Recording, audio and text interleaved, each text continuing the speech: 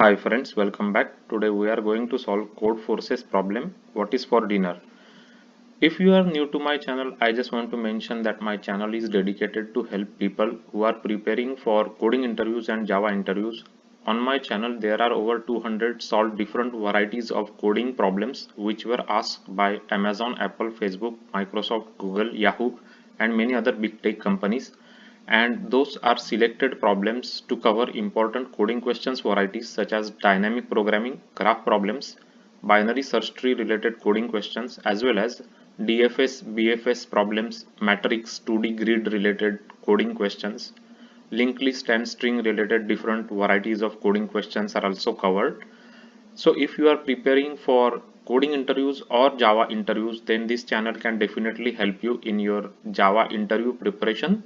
So please subscribe to the channel. So let's go and take a look at the what's for the dinner problem. In one little known but very beautiful country called Waterland lives a lovely shark, Valerie. Like all the sharks, she has several rows of teeth and feeds on crustaceans. One of Valerie's distinguishing features is that while eating one crustacean, she uses only one row of teeth. The rest of the teeth are relaxing. For a long time, our heroine had been searching the sea for crustaceans, but a great misfortune happened. Her teeth started to ache, and so she had to see a local dentist. Ashot, as a professional, Ashot quickly relieved Valerie from her toothache. Moreover, he managed to determine the cause of Valerie's developing caries, for what he was later nicknamed Cap. It turned that Valerie eats too many crustaceans. To help Valerie avoid further recurrence of toothache, Ashot found for each Valerie's tooth its residual viability. Residual viability of a tooth is a value equal to amount of crustaceans that a Valerie can eat with this tooth. Every time Valerie eats crustacean, viability of all the tooth used for it will decrease by 1. When the viability of at least one tooth becomes negative, the shark will have to see the dentist again because she will start having the pain again, right? When the viability of the tooth decreases less than 0 basically, right? So unhappy Valerie came back home where a portion of crustaceans was waiting for her. For sure, the shark couldn't say no to her favorite meal, but she had no desire to go back to dentist. That's why she decided to eat maximum amount of crustaceans from the portion, but so that the viability of tooth doesn't become negative, right? So the viability of no tooth becomes negative basically, right? So it should not go below 0 basically. As Valerie is not good as mathematician, she is asking you for help to find out a total amount of crustaceans that she can consume for dinner. We should remind you that while eating one crustacean, Valerie uses exactly one row of teeth, and the viability of each tooth from this row decreases by 1. This is a very important condition in this problem to solve this problem, right? So whenever she is using any tooth from a row, right, then all tooth's viability will decrease basically by 1 for one portion she is eating, right? So that is what they have already told us. So input, let's look at the input. What's given? NMK is given, so total amount of Valerie's tooth. So for example, in this case 4 here, right? Amount of tooth rows, so there are 3 rows that she has, and amount of crustaceans in Valerie's portion for dinner is 18 basically, right? Now then follow n lines, each containing 2 integers. Are index of row where belongs corresponding tooth, and C is its residual viability, right? So for example, if you look at this example, this 2 is the second row and 3 is viability of the tooth. This tooth is in the first row and 2 is its viability, right? So it's guaranteed that each tooth row has positive amount of teeth, right? So every row will have some tooth basically. So output, the first line output is the maximum amount of crustaceans that Valerie can consume for dinner, right? So very important is this word maximum amount, right? So it's a kind of a, you can imagine from this maximum amount, it is kind of a greedy problem, right? So let's look at one example here, of one example problem that I created for the explanation, right? So it is similar to the problem that is given to us. So now Valerie, it has four teeth, right? It has four teeth total. So these are the four teeth, right? Here. So this is the first teeth is total three rows are there. So I just depicted row 1, row 2, row 3, right? So this is how, let's say, the tooth looks like. And total portion she can eat is 18, right? 18 is the maximum crucian she can eat, and 3 is the number of rows. So let's go one by one to this tooth. So second row and its viability is 3, right? So this one is second row and its viability is 3. So this is that tooth, right, which is given to us. Then 1 and 2 means first row and its viability is 2. So this is the tooth 1 and 2. 3 and 6 means third row and its viability is 6. So it's this one. And 2, 5 means second row and its viability is 5. So this is the tooth, right? So these are four tooths and these are the rows that is given to us as an input. So let me just revert back these colors. So now we have to find out what is the maximum portion that Valerie can eat as a crucian food, right? So for example, if we, so she can eat from the first tooth, right? From this tooth she can eat 2, right? So let's just add this 2 here. So we will add 2 she can eat, right? Because there is only one tooth in this row, right? So 2 she can eat. So from the third row she can eat 6, right? Because there is only one tooth there. So so when she is eating 6, basically the, after she eats portion total 6 portions, the viability of this will go by 6 down to 0, right? So its viability will go down to 0. Here when she is eating one, like from first tooth, its viability will go down to 0 again, right? Because 2 portions she ate. So now viability will decrease by 2 basically after she is eating 2 portions, correct?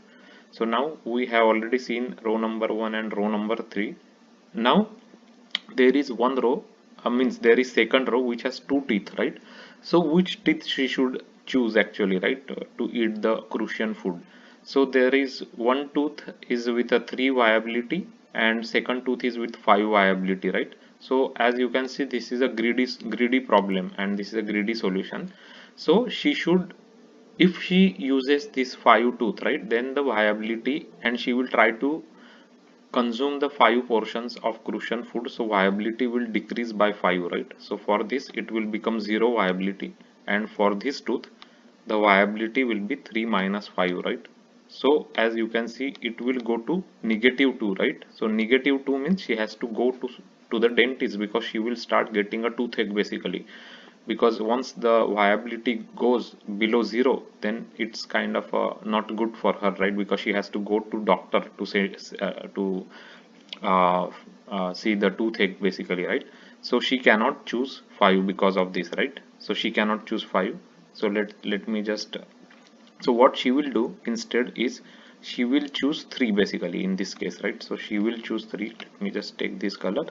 So she will choose 3 and she will eat 3 portions basically of the food, right, of the crucian food. So we will have to add plus 3 here, right?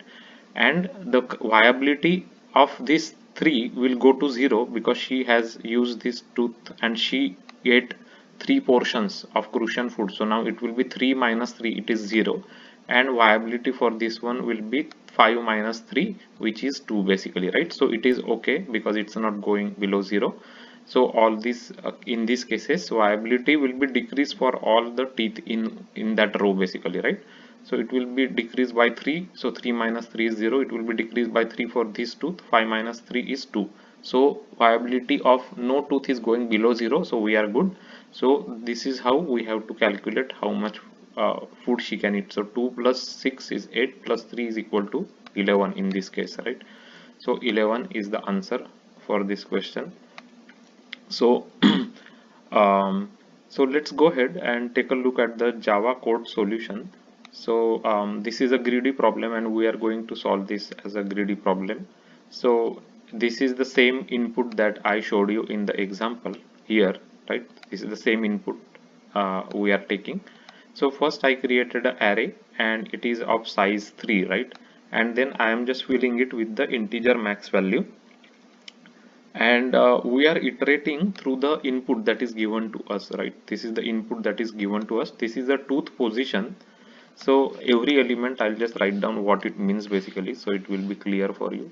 So this is a tooth row, comma, viability of the tooth, right? Viability of the tooth.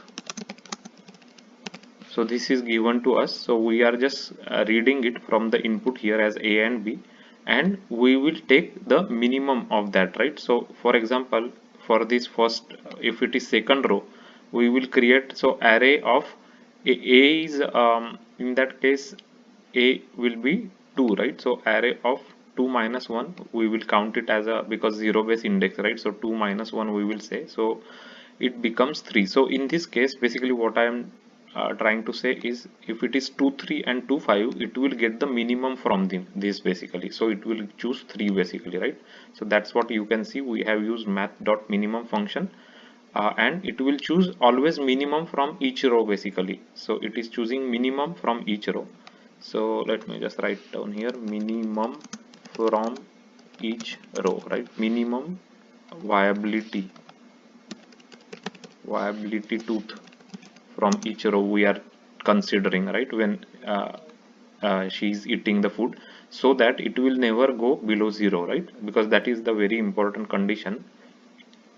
So this is the way we will populate all this array. So the means we will go through each of these element, right? So basically, for example, let me just create it here. So let's say we have one array, right? Let's just consider an array. So let me just remove this color so I can write down here again, right? So let's say 1 2 3 are the total tooth, right? So let's just consider that this is the array. So I'm just writing here 1 based index, but actually in the program it is 0 based index, but it's okay, you know, this important is the understand the logic. So when we go 2 3, then we will put 2 comma 3 here, right? So 2 comma 3 we will put here, then 1 comma 2 means 1 we will put 2 here, and 3 comma 6 we will put 6 here, right? When we visit 2 comma 5, we will not update it because 3 is already smaller than 5, right? 3 is already smaller than 5, so we will not update it basically, correct? For example, if there is another entry, for example, let's say let's just assume that there is another entry called as 2 comma 1, then we will update this 3 to 1, right? Because we wanted to keep minimum here basically, correct? So that is what the greedy approach we are using. So that's what we are doing here actually in the code. So we are preparing the array with minimum viability tooth, and then we will just take the sum of the array elements, right, at the end. So for example, 3 plus 2 plus 6, right? So 8 plus 1, 8 plus 3 is 11, right? So let's just execute this code and make sure it's working. So as you can see, we are getting correct answer 11. So now, for example, if we are just considering, let's say there is a 5 number of tooth are there, let's say, and if we add here 2 comma 1, so in that case it will choose this 2 comma 1, right, for this from the second row. So it will become 1 plus 6, which is 7, and 7 plus 2 is 9, right? So let's just execute this and make sure this is working fine. So as you can see it is giving us 9. So it is always choosing the minimum from every row, minimum viability tooth, right? So this is the approach to solve the what is for dinner problem on Codeforces. If you are new to my channel, on my channel there is a dedicated playlist for Codeforces, as well as there is another very big playlist called as LeetCode and LintCode solutions. These both playlist has over 200 solved different varieties of coding problems, solved and explained with examples and Java code. And those are very important in the sense because those were previously asked by big tech companies like Apple, Amazon, Facebook, Microsoft, Google, Yahoo, and many other big tech companies. So if you go through those problems, you will understand how to approach different varieties of coding problems and which data structures to use in Java to solve the problems using Java. Um, So if you find this video helpful, if you like the way it's been prepared with examples and explained with Java code, then please give it a like and subscribe to the video and subscribe to the channel. Your subscription to the channel is really important for us because that is the way the channel can reach to more people. The goal of the channel is to reach to as many people as possible who need help while solving the coding questions. They can also learn by seeing these videos how to approach different varieties of coding problems in Java and what Java data structures to use to solve different varieties of coding problems. So please subscribe to the channel, and if you like this video, please share it with your friends and colleagues, and thanks for watching the video.